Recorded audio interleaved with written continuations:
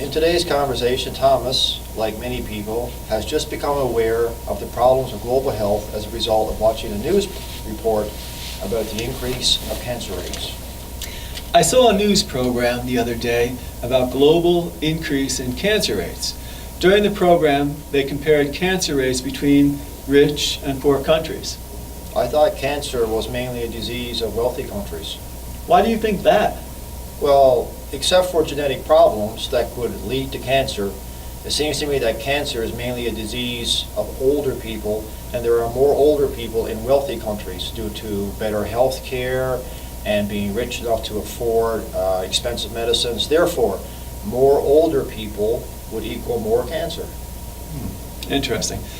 Yes, that's what I thought, but it's not that simple, and it's not just cancer that is a big killer. There are so many diseases that we never see in our safe part of the world.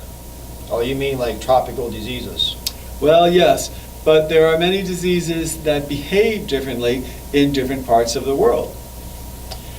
But malaria is a tropical disease, isn't it? And that behaves the same wherever you are. That's true, but let's step back for a moment. The World Health Organization, and of course doctors and other organizations, put diseases into two main groups.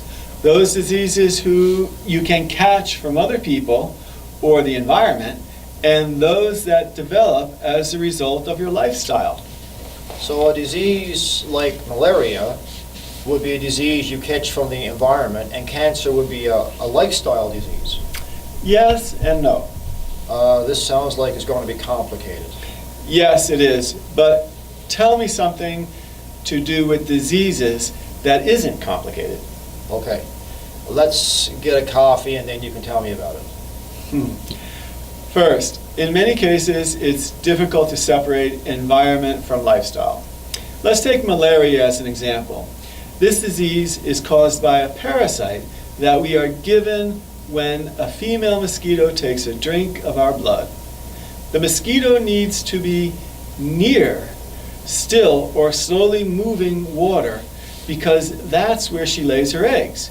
In Africa, there are many small villages, and these places need to be near water because there are no water pipes to bring water. And they need water for cooking, cleaning, and growing food. So in this case, the environment and the lifestyle go together. Right. But we don't have that situation in a city, which is why I guess we don't have so much malaria. That's true. But in fact, malaria used to be very common and was found as far north as Denmark until about 100 years ago. But malaria is a disease of poverty, and as living standards improved, the disease disappeared. So if a disease like malaria is disappearing because we are improving our living standards, what are the diseases in rich countries?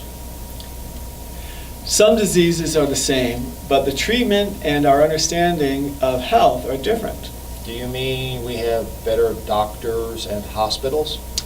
No. Well, maybe better hospitals, but most doctors are equally good at healing. Part of the problem is having access to health care, and part is education.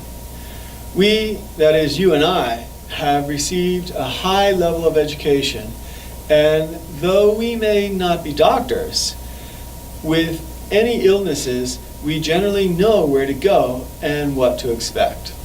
But this is not so in many developing countries. Can you give me an example? Sure. Let's take diarrhea. It happens to all of us, all occasionally, for a variety of reasons. And if you get this problem, you will probably go to a doctor to get some medicine, take a couple of days rest, and the problem will go away. If you were a child